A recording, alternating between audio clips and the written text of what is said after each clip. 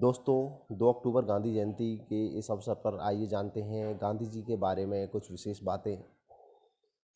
दोस्तों जैसा कि हम जानते हैं कि महात्मा गांधी भारत और भारतीय स्वतंत्रता आंदोलन के एक प्रमुख राजनैतिक और आध्यात्मिक नेता थे।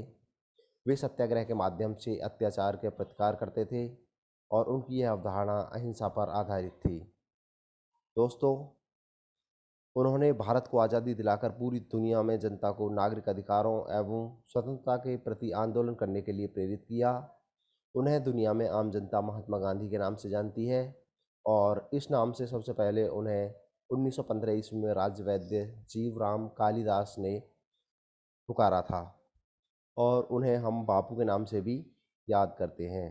तो दोस्तों आइए शुरुआत करते हैं सबसे पहले उनके जन्म और पारिवारिक परिचय से। दोस्तों गांधी जी का जन्म 2 अक्टूबर 1869 ईस्वी को गुजरात के पोरबंदर नामक स्थान पर हुआ था। उनके माता पिता कट्टर हिंदू थे। उनके पिता का नाम करमचंद गांधी था और उनकी माता का नाम पुतलीबाई था, जो करमचंद गांधी जी की चौथी पत्नी थी। मोहनदास अपने पिता की चौथी पत्नी की अंतिम संतान थे, यानी उनके पिताजी ने 4 शादियां की थी, जिनमें से वो चौथी पत्नी के थे। उनके पिता करमचंद अपने ब्रिटिश शासन के तहत पश्चिमी भारत के गुजरात राज्य में एक छोटी सी रियासत की राजधानी पोरबंदर के दीवान थे और बाद में क्रमशः राजकोट और फिर बांकनेर में दीवान रहे। दोस्तों गांधी जी की मां पुतलीबाई अत्यधिक धार्मिक थीं और भोग विलास में उनकी ज़्यादा रुचि नहीं थी। उनकी दिनचर्या घर और मंदिर में बटी हुई थी। वह नियमित रूप से उपवास रखती थी। दोस्तों आप देख सकते हैं उनके बचपन का एक फ़ोटो हमने कलेक्ट किया है। महात्मा गांधी करमचंद गांधी जी की चौथी पत्नी पुतलीबाई की सबसे छोटी संतान थे। करमचंद गांधी की पहली पत्नी से एक बेटी मूलीबेन हुई थी, दूसरी पत्नी से पान कुंवर बेन हुई थी, तीसरी पत्नी से कोई संतान नहीं हुई और चौथी पत्नी से 4 बच्चे हुए थे। और सबसे बड़े जिनमें थे लक्ष्मीदास, फिर रलियत बेन, तीसरा करसन दास और सबसे छोटे थे मोहनदास करमचंद गांधी, जिन्हें हम भारतवासी बापू के नाम से भी पुकारते हैं।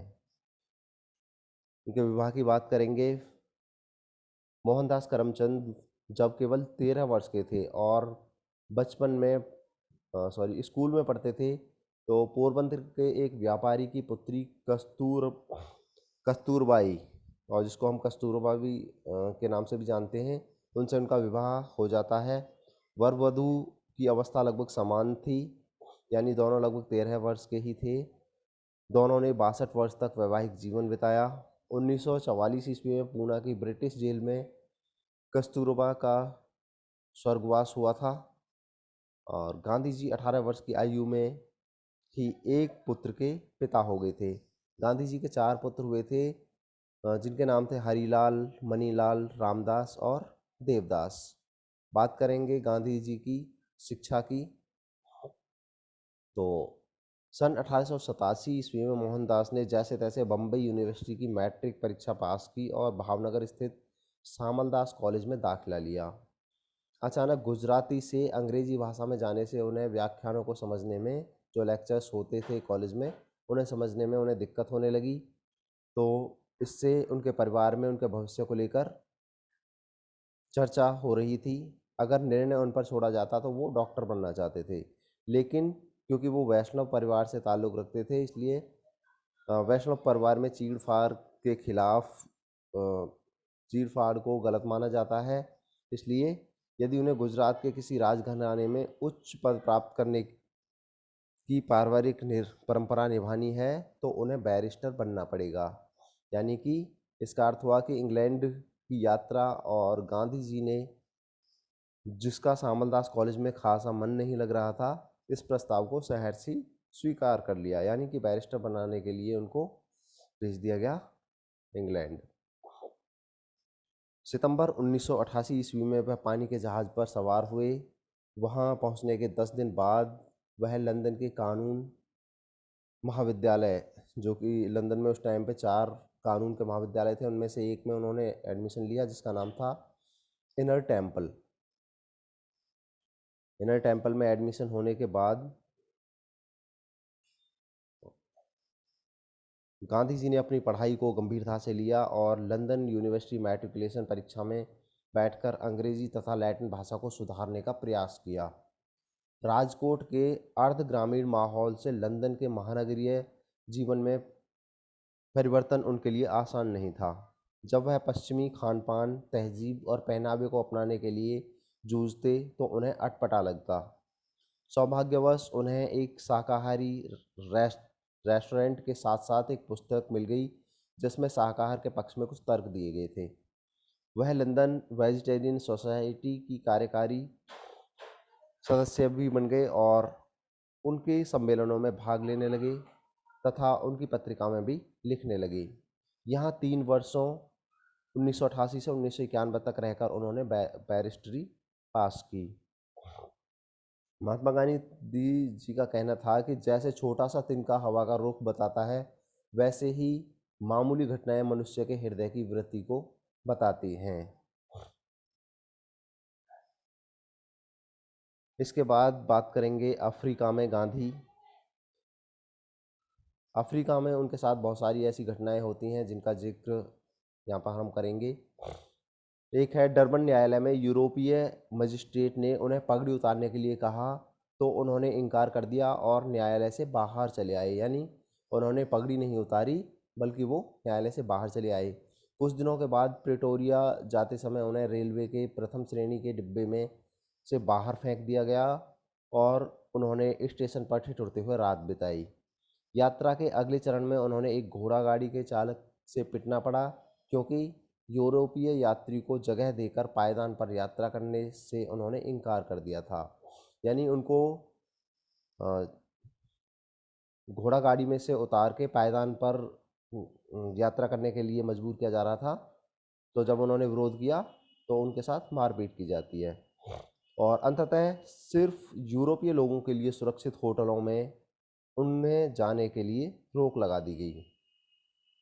नटाल में भारतीय व्यापारियों और श्रमिकों के लिए वे अपमान दैनिक जीवन का हिस्सा था। यानी नटाल एक जगह है अफ्रीका में और वहाँ पर भारतीय व्यापारियों और श्रमिकों के साथ गलत व्यवहार होता था जो नया था। वह गांधी का अनुभव ना होकर उनकी प्रतिक्रिया थी। अब तक वह हठधर्मिता और उग्रता के पक्ष में नहीं थे, लेकिन जब उन्हें अनपेक्षित अपमानों से गुजरना पड़ा तो उनमें कुछ बदलाव आए। बाद में देखने पर उन्हें लगा कि डरबन से प्रिटोरिया तक की यात्रा उनके जीवन का महानतम रचनात्मक अनुभवों से एक था। यह उनके लिए सत्य का क्षण था। और इसके अलावा उनके साथ एक मैरिट्सबर्ग में एक घटना घटती है जिसका जिक्र उन्होंने खुद किया है। उन्होंने स्वयं उस घटना का जिक्र किया है। मैरिट्सबर्ग में एक पुलिस कांस्टेबल ने मुझे धक्का देकर ट्रेन से बाहर निकाल दिया। ट्रेन चली गई। मैं विश्राम कक्ष में बैठ गया। मैं ठंड से कांप रहा था। ना मैं किसी से कुछ पूछने की हिम्मत कर सकता था कि कहीं फिर से बेइज्जती ना हो जाए और नींद का तो सवाल ही नहीं था। इस तरह से उन्होंने घटना का वर्णन किया है। मेरे मन में ऊहापोह होने लगी। काफ़ी रात गए मैं इस नतीजे पर पहुंचा कि भारत वापस जाना कायरता होगी।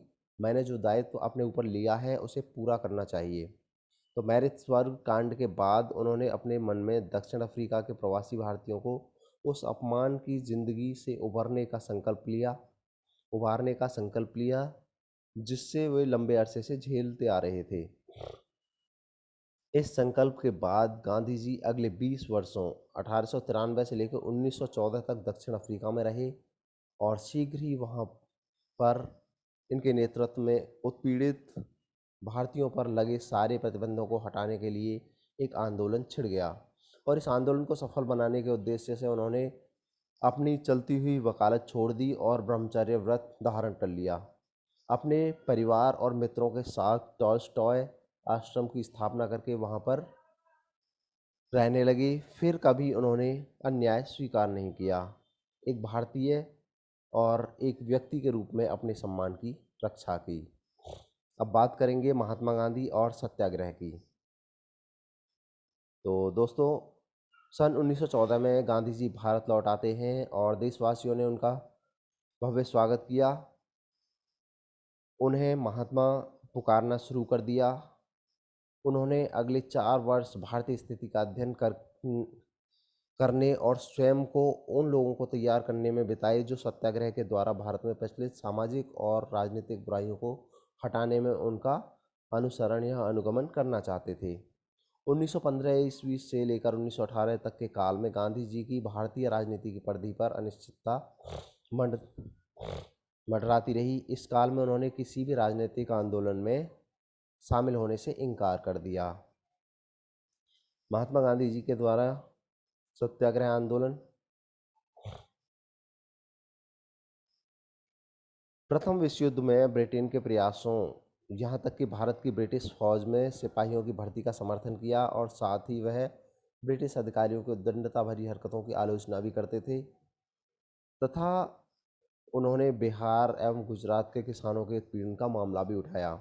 फरवरी 1919 में रॉलेट एक्ट पर, जिसके तहत किसी भी भारतीय को, किसी भी व्यक्ति को बिना मुकदमे चलाए जेल में भेजने का प्रावधान था, उन्होंने अंग्रेज़ों का विरोध किया और गांधी जी ने इसके खिलाफ सत्याग्रह आंदोलन की घोषणा की। इसके परिणाम स्वरूप एक ऐसा राजनीतिक भूचाल आया जिसने 1919 के बसंत में समूचे उपमहाद्वीप यानी कि भारत को झकझोर दिया। हिंसा भड़क उठी, जिसके बाद ब्रिटिश नेतृत्व में सैनिकों ने अमृतसर में जलियांवाला बाग की एक सभा में शामिल लोगों पर गोलियां बरसाकर लगभग 400 भारतीयों को मार डाला और मार्शल लॉ लगा दिया गया। इसने गांधी को अपना रुख बदलने के लिए प्रेरित किया, लेकिन एक साल के भीतर ही एक बार फिर उग्र तेवर आ गए। उनका कहना था कि ब्रिटिश अदालतों तथा स्कूल और कॉलेजों का बहिष्कार करें और सरकार के साथ असहयोग करके उसे पूरी तरह अपंग बना दें। तो गांधी जी ने वर्ष 1917-18 के दौरान बिहार के चंपारण नामक स्थान के खेतों में पहली बार भारत में सत्याग्रह का प्रयोग किया। यहाँ अकाल के समय गरीब किसानों को अपने जीवित रहने के लिए ज़रूरी खाद्य फसलें उगाने के स्थान पर नील की खेती उगाने के लिए मजबूर किया जा रहा था। उन्हें अपनी पैदावार का कम मूल्य दिया जा रहा था और उन पर भारी कर लगाए जा रहे थे। गांधी जी ने उस गांव का विस्तृत अध्ययन किया और जमींदारों के विरोध का आयोजन किया, जिसके परिणाम स्वरूप उन्हें गिरफ्तार कर लिया गया और उन्हें कारावास में डाले जाने के बाद ये स्थिति हो गई कि प्रदर्शन और अधिक होने लगे। जल्दी ही गांधी जी को छोड़ दिया गया और जमींदारों ने किसानों के पक्ष में एक करारनामे पर हस्ताक्षर किए, जिससे उनकी स्थिति में सुधार आया। अब बात करेंगे रॉलेट एक्ट कानून की। तो गांधी जी के एक आह्वान पर रॉलेट एक्ट कानून के विरोध में बम्बई तथा देश के सभी प्रमुख नगरों में 30 मार्च 1919 को और 6 अप्रैल 1919 को हड़ताल हुई। हड़ताल के दिन सभी शहरों का जीवन ठप हो गया, व्यापार बंद रहा और अंग्रेजी अफसर असहाय से देखते रहे। इस हड़ताल ने असहयोग के हथियार की शक्ति पूरी तरह प्रकट कर दी। सन 1920 ईस्वी में गांधी जी कांग्रेस के नेता बन गए और उनके निर्देश और उनकी प्रेरणा से हजारों भारतीयों ने ब्रिटिश सरकार के साथ पूर्ण संबंध विच्छेद कर लिया। हजारों असहयोगियों को ब्रिटिश जेलों में ठूंस दिया गया और लाखों लोगों पर सरकारी अधिकारियों ने बर्बर अत्याचार किए। इसके अलावा सन 1922 ईस्वी में गांधी जी को राजद्रोह के अभियोग में गिरफ्तार कर लिया गया। उन पर मुकदमा चलाया गया और एक मधुरभाषी ब्रिटिश जज ने उन्हें 6 वर्ष की कैद की सजा दी। सन 1924 ईस्वी में अपेंडिसाइटिस की बीमारी की वजह से उन्हें रिहा कर दिया गया। बात करेंगे महात्मा गांधी और असहयोग आंदोलन की। गांधी जी ने 1918 में गुजरात के अहमदाबाद में मिल मजदूरों की हड़ताल का सफल नेतृत्व किया और फिर 1920 में अहमदाबाद टेक्सटाइल लेबर एसोसिएशन की स्थापना की। 1920 के पतझड़ तक गांधी राजनीतिक मंच पर छा गए और भारत या शायद किसी भी देश या किसी राजनीतिज्ञ का इतना प्रभाव कभी नहीं रहा था। उन्होंने 35 साल पुरानी भारतीय राष्ट्रीय कांग्रेस को भारतीय राष्ट्रवाद के प्रभावशाली राजनीतिक हथियार में बदल दिया। गांधी का संदेश बहुत सरल था, अंग्रेजों की बंदूकों से नहीं बल्कि भारतवासियों को की अपनी कमियों ने भारत को गुलाम बनाया। ब्रिटिश सरकार के साथ उनके अहिंसक असहयोग में न सिर्फ वस्तुओं बल्कि भारत में अंग्रेज़ों द्वारा संचालित या उनकी मदद से चल रहे संस्थानों जैसे विधायिका, न्यायालय, कार्यालय या स्कूल का भी बहिष्कार शामिल था। इस कार्यक्रम ने देश में जोश फूंक दिया, विदेशी शासन के भय का फंदा काट दिया और इसके फलस्वरूप कानून तोड़कर खुशी खुशी जेल जाने को तैयार हजारों सत्याग्रहियों को गिरफ्तार कर लिया गया। तो बात करेंगे असहयोग आंदोलन की। असहयोग आंदोलन का संचालन स्वराज की मांग को लेकर किया गया था। इसका उद्देश्य सरकार के साथ सहयोग न करके कार्रवाई में बाधा उपस्थित करना था। असहयोग आंदोलन गांधी जी ने 1 अगस्त 1920 को आरंभ किया। फरवरी 1922 में असहयोग आंदोलन जोर पकड़ता गया, लेकिन पूर्वी भारत के दूरदराज के एक गांव चौरी चौरा में हिंसा भड़कने से चिंतित गांधी जी ने सविनय अवज्ञा आंदोलन वापस ले लिया। 10 मार्च 1922 को गांधी जी को गिरफ्तार कर लिया जाता है और उन्हें 6 वर्ष की कारावास की सज़ा सुनाई जाती है। अपेंडिसाइटिस के ऑपरेशन के बाद फरवरी 1924 में उन्हें रिहा कर दिया जाता है और उनकी अनुपस्थिति में राजनीतिक परिदृश्य बदल चुका था। कांग्रेस पार्टी 2 भागों में विभक्त हो चुकी थी, एक चित्तरंजन दास, दूसरे मोतीलाल नेहरू। एक चित्तरंजन दास और मोतीलाल नेहरू के नेतृत्व में था, जो विधायकों में पार्टी के प्रवेश के समर्थक थे, और दूसरा सी गोपालाचारी और वल्लभ भाई झवेर भाई पटेल का था, जो इसके विरोधी थे। इसमें सबसे दुर्भाग्यपूर्ण बात यह हुई कि 1920 से 22 के दौरान असहयोग आंदोलन में हिंदुओं और मुसलमानों के बीच मौजूदा एकता खत्म हो चुकी थी। गांधी जी ने दोनों समुदायों को समझा बुझाकर उनकी शंकाओं और कट्टरवाद के घेरे से बाहर निकालने का प्रयास किया।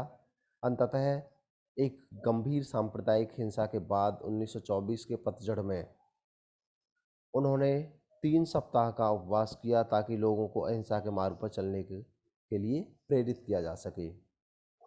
अब बात करेंगे महात्मा गांधी और गोलमेज सम्मेलन की।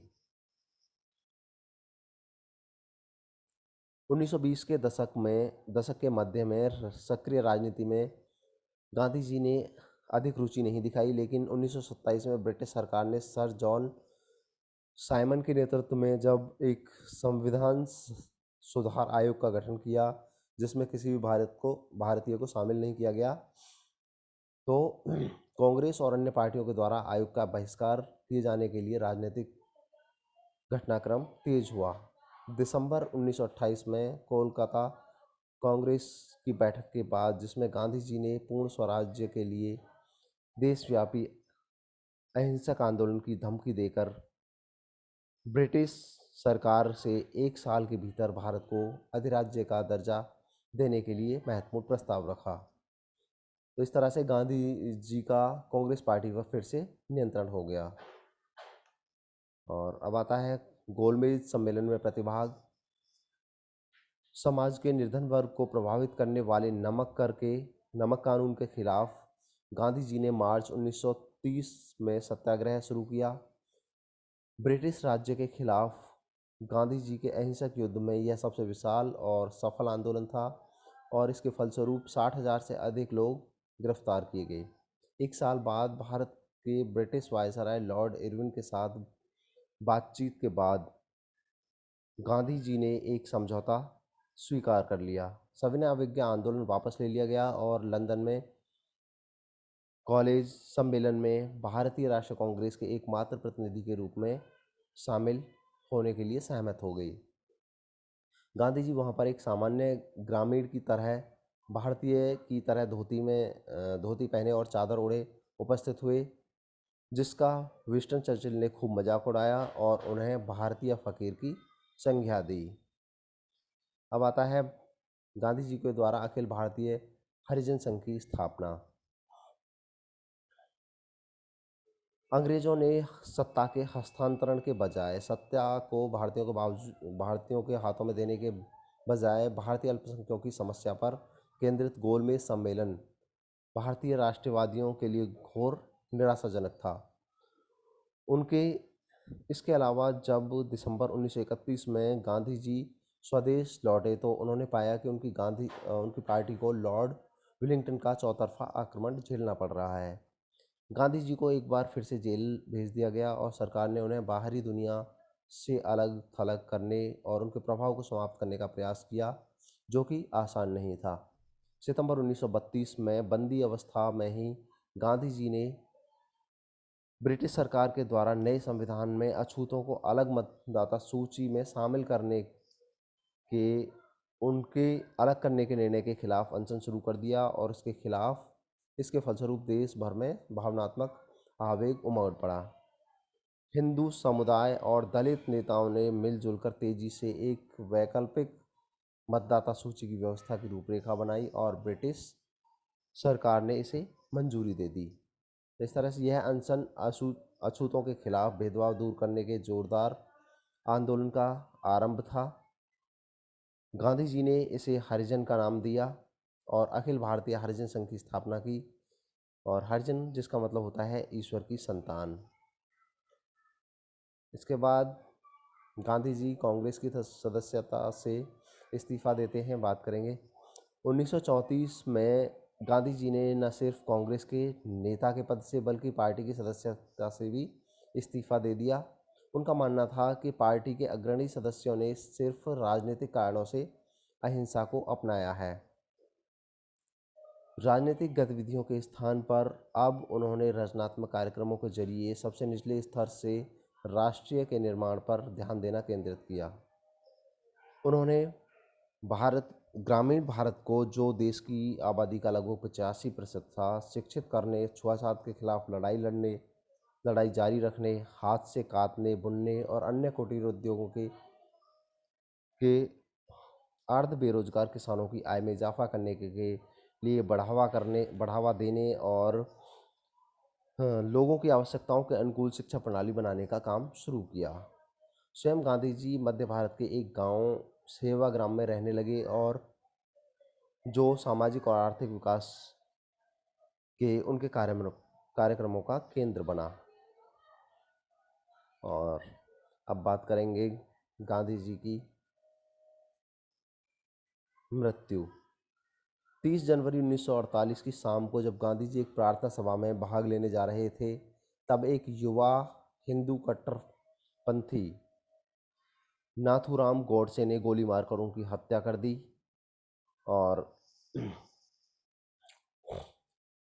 इसकी सूचना किस तरह से दी गई थी? अपने महान नेता की मृत्यु का समाचार सुनकर सारा देश शोकाकुल हो उठा। तत्कालीन प्रधानमंत्री जवाहरलाल नेहरू ने राष्ट्र को महात्मा गांधी की हत्या की सूचना इन शब्दों में दी थी: हमारे जीवन से प्रकाश चला गया और आज चारों तरफ अंधकार छा गया है। मैं नहीं जानता कि मैं आपको क्या बताऊं और कैसे बताऊं। हमारे प्यारे नेता राष्ट्रपिता बापू अब नहीं रहे। महात्मा गांधी वास्तव में भारत के राष्ट्रपिता थे। 27 वर्षों के अल्पकाल में उन्होंने भारत को सदियों की दास्तां के अंधेरे से निकालकर आज़ादी के उजाले में पहुंचा दिया था। दोस्तों, आप देख सकते हैं उनकी समाधि जो कि राजघाट दिल्ली में बनी हुई है। इसके अलावा उनका एक स्मृति म्यूजियम जो कि दिल्ली में बना हुआ है, आप चित्रों में देख सकते हैं। और अब बात करेंगे गांधी जी, महात्मा गांधी और विश्व के बारे में। महात्मा गांधी संपूर्ण विश्व पटल पर सिर्फ एक नाम नहीं, अपितु शांति और अहिंसा का प्रमुख प्रतीक हैं। महात्मा गांधी के पूर्व भी शांति और अहिंसा की अवधारणा फलित थी, लेकिन उन्होंने जिस प्रकार सत्याग्रह, शांति और अहिंसा के मार्गों पर चलते हुए अंग्रेजों को भारत छोड़ने पर मजबूर कर दिया, उसका कोई दूसरा उदाहरण विश्व इतिहास में देखने को नहीं मिलता है। तभी तो प्रख्यात वैज्ञानिक आइंस्टीन ने कहा था कि 1000 साल बाद आने वाली नस्लें इस बात पर मुश्किल से विश्वास करेंगे कि हाड़ मांस से बना ऐसा कोई इंसान पृथ्वी पर कभी आया था। और इसी के उपलक्ष्य में संयुक्त राष्ट्र संघ ने भी वर्ष 2007 से गांधी जयंती को विश्व अहिंसा दिवस के रूप में मनाए जाने की घोषणा की थी। 2007 से लेके 2 अक्टूबर को विश्व अहिंसा दिवस के रूप में मनाया जाता है। और दोस्तों, यहाँ पर हम बात करेंगे कुछ विशिष्ट घटनाओं के बारे में, कुछ विशिष्ट तिथियों के बारे में जो कि महात्मा गांधी जी से संबंधित है। नंबर 1 है ब्रिटेन, यानी वह देश जिसके विरुद्ध गांधी जी ने स्वतंत्रता आंदोलन की शुरुआत की, वहीं से उनकी मृत्यु के 21 साल बाद उनके सम्मान में डाक टिकट जारी किया गया था। दूसरा, महात्मा गांधी जीवन भर हर दिन 18 किलोमीटर की पदयात्रा करते थे। बताया जाता है कि वह रोज लगभग 800 शब्द लिखते थे। इनमें राजनीति, आज़ादी और समानता से जुड़े तमाम विषयों पर लिखे गए उनके लेख शामिल हैं। टॉल्स्टॉय, अल्बर्ट आइंस्टाइन और एडोल्फ हिटलर जैसी शख्सियतों के साथ महात्मा गांधी का जीवन भर पत्र व्यवहार चलता रहा। चौथा है, महात्मा गांधी की अंतिम यात्रा का काफिला 8 किलोमीटर लंबा था। कुछ फैक्ट्स हैं जो कि सभी को पता होने चाहिए महात्मा गांधी से रिलेटेड, क्योंकि महात्मा गांधी हमारे लिए हर तरह से महत्वपूर्ण है, हमारे इतिहास में, हमारी परीक्षाओं की दृष्टि से भी। और पांचवा फैक्ट है, जब भारत की आज़ादी की घोषणा हुई तब गांधी जी दिल्ली में नहीं थे, वह कोलकाता में धार्मिक सद्भाव के लिए अनशन पर बैठे थे। और छठा फैक्ट है, दुनिया भर में अपने नेतृत्व के लिए चर्चा में रहे महात्मा गांधी अपने जीवन काल में कभी भी किसी राजनीतिक दल में किसी आधिकारिक पद पर नहीं रहे। और अगला है, महात्मा गांधी को नोबेल पुरस्कार के लिए भी 5 बार नामांकित किया गया था। आठवां, दक्षिण अफ्रीका में उन्हें सालाना $15,000 की तनख्वाह मिलती थी। यह उस समय के हिसाब से काफ़ी बड़ी रकम थी, लेकिन गांधी जी ने वह सब छोड़कर भारत लौट आए और सत्याग्रही बन गए थे। अफ्रीका में नस्लीय भेदभाव को मिटाने की कोशिश में महात्मा गांधी ने फुटबॉल क्लब भी बनवाए थे। गांधी गांधी जी पहले ऐसे भारतीय थे जिसे अमेरिका की साप्ताहिक पत्रिका द्वारा हर साल दिया जाने वाला time person of the year title दिया गया था। तमिलनाडु के मदुरई में जब गांधी जी का कुछ गरीब लोगों से सामना हुआ, तब उन्होंने जीवन भर के लिए वस्त्र त्याग कर सिर्फ धोती पहनने का निर्णय लिया। दोस्तों, विस्काउंट सैमुअल ने गांधी जी के बारे में कहा है कि गांधी जी ने अपना नेतृत्व प्रदान कर भारतीय जनता को अपनी कमर सीधी करना सिखाया, अपनी आंखें ऊपर उठाना सिखाया और अवचित दृष्टि से परिस्थितियों का सामना करना सिखाया। सचमुच महात्मा भारतीय राजनीति और राष्ट्र के महान स्रोत थे। तो दोस्तों, इस तरह से हमारा ये वीडियो यहीं ख़त्म होता है। इस वीडियो में हमने महात्मा गांधी जी के बारे में सभी महत्वपूर्ण तथ्यों को जाना, जो कि किसी भी दृष्टि से बहुत ही महत्वपूर्ण है। दोस्तों, हमारा ये वीडियो देखने के लिए धन्यवाद। आपको हमारा ये वीडियो कैसा लगा हमें कमेंट करके ज़रूर बताएं। अगर आपको ये अच्छा लगा हो तो आप इसे लाइक करें, दोस्तों के साथ शेयर करें और साथ ही हमारा चैनल स्टडी होम अवश्य सब्सक्राइब कर लें। धन्यवाद।